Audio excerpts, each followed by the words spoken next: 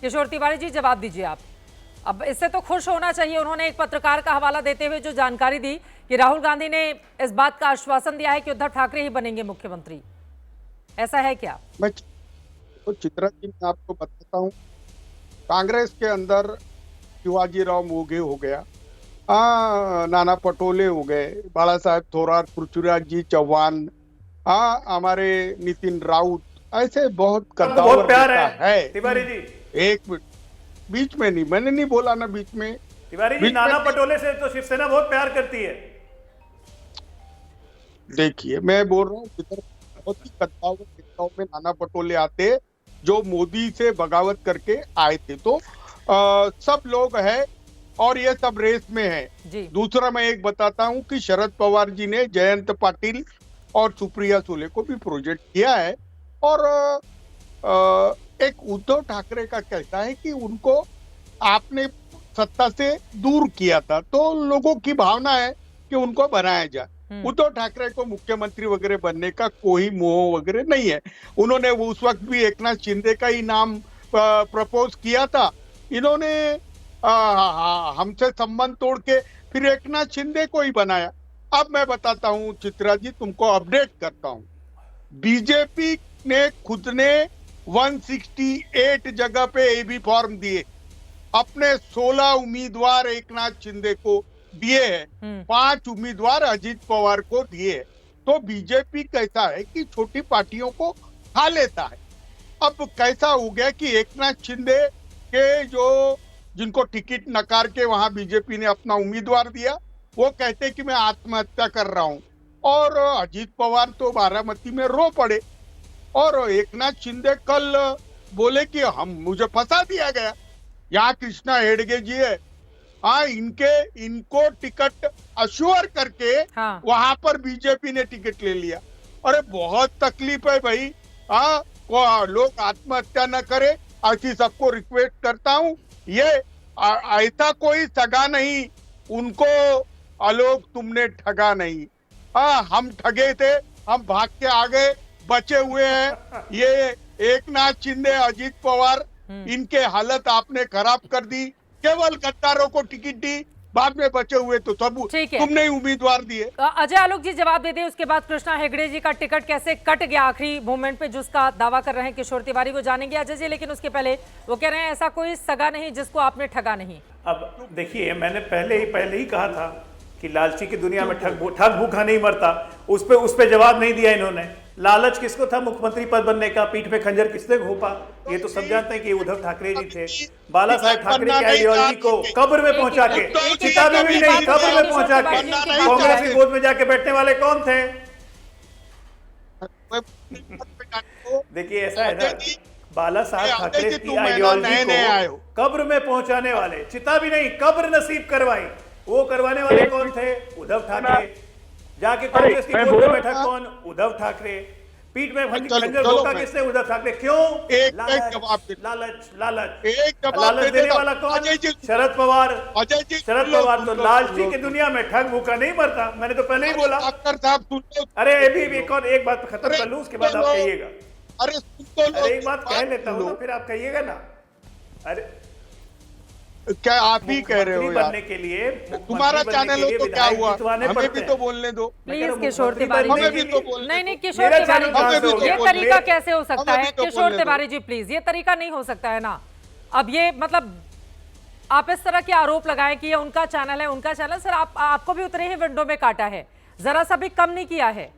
आपका भी नाम उतना ही चल रहा है लगातार। आप ज्यादा मुस्कुराते हैं तो हमारे पैनल वाले आपको ज्यादा दिखाते हैं। अब मेरी बारी है ना सर, तो फिर आप इस तरह के आरोप तुम मत लगाए ना किशोर तिवारी जी प्लीज। और मुझे लगता है कि मीडिया पर टिप्पणी करने के बजाय, यही तो दिक्कत है ना कि जब नेता लोग मीडिया से लड़ने लगते हैं तो फिर अपने प्रतिद्वंदी से वो कैसे लड़ेंगे? सर आपकी मेरी लड़ाई नहीं है, आपकी लड़ाई उनसे है, उन्हीं से लड़ाई लड़ लीजिए। अजय आलोक जी अपनी बात पूरी कीजिए, बाकी मेहमानों के पास भी जाना है।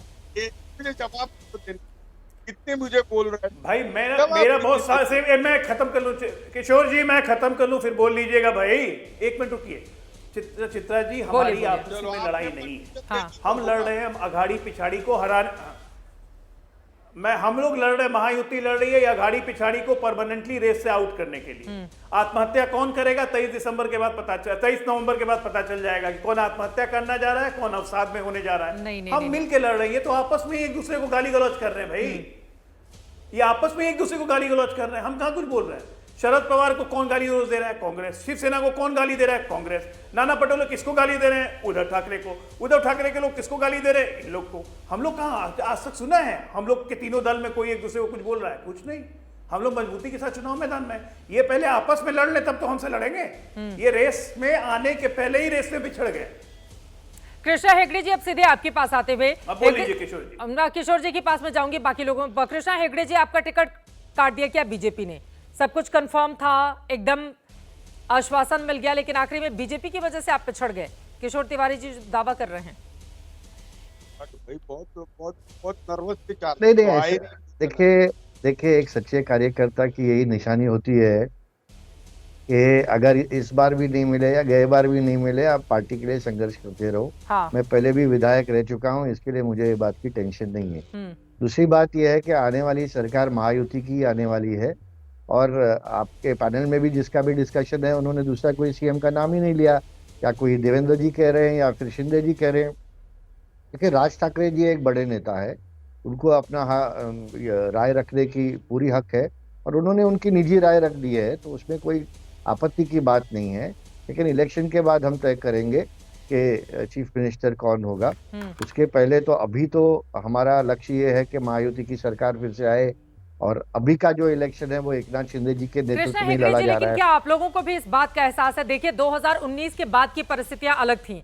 बीजेपी को इस तरह का परसेप्शन बना कि चूंकि उसको बदला लेना है उद्धव ठाकरे से, उन्होंने साथ में चुनाव लड़ा। हम सब जानते हैं प्रधानमंत्री नरेंद्र मोदी के पक्ष में उस समय किस तरह से हवा थी। 2019 में अब तक का सबसे अच्छा प्रदर्शन भारतीय जनता पार्टी की ओर से किया गया था, जब 303 सीटें उसको मिली थी। उसके जस्ट बाद चुनाव हुए तो वहां पर भी एक तरीके से क्लीन स्वीप की स्थिति रही थी एनडीए के लिए। लेकिन इस बार आप लोगों को एहसास है क्या कि उद्धव ठाकरे से बदला लेना था, आप लोग अलग हुए, उसके बाद बीजेपी को सपोर्ट किया, बीजेपी ने आपका मुख्यमंत्री बना दिया। देवेंद्र फडणवीस, शायद ही इतिहास में पहली बार ऐसा हुआ हो, और इसके पहले कभी इस तरह के कोई भी उदाहरण देखने को नहीं मिलते, जब कोई मुख्यमंत्री रहा हो और बाद में वो उप मुख्यमंत्री की कुर्सी पर जाकर बैठा हो। और हमने ये भी देखा था कि किस तरह से मना किया गया था देवेंद्र फडणवीस की ओर से, लेकिन बीजेपी अध्यक्ष ने उनका नाम बकायदा ट्विटर पे चलाया कि हमने उनको कह दिया है, वो इस बात को मानेंगे। ये स्थिति बहुत कम देखने को मिलती है। तो 2022 के बाद की परिस्थितियां अब बदल गई हैं। शिवसेना टूटने के बाद अब मुख्यमंत्री आप बन गए, अब बीजेपी की दावेदारी है। ये मन में है क्या कृष्णा हेगड़े जी आप लोगों के भी?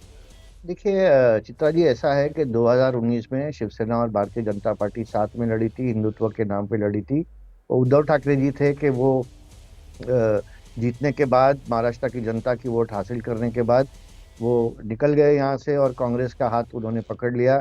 वही कांग्रेस जिनमें उनके पिताजी हिंदू हृदय सम्राट बाला साहेब ठाकरे जी ने कहा, जो दिन मुझे कांग्रेस के साथ हाथ मिलाना पड़े मैं मेरी दुकान बंद कर दूंगा।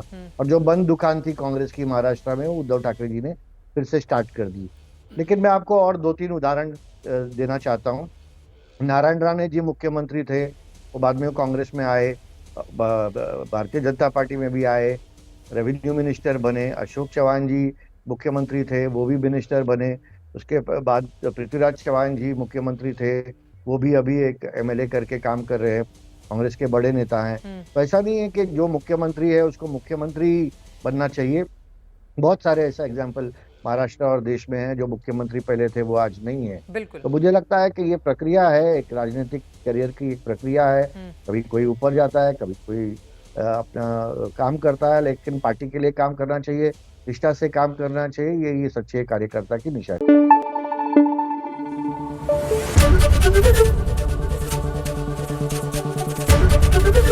एबीपी न्यूज आपको रखे आगे।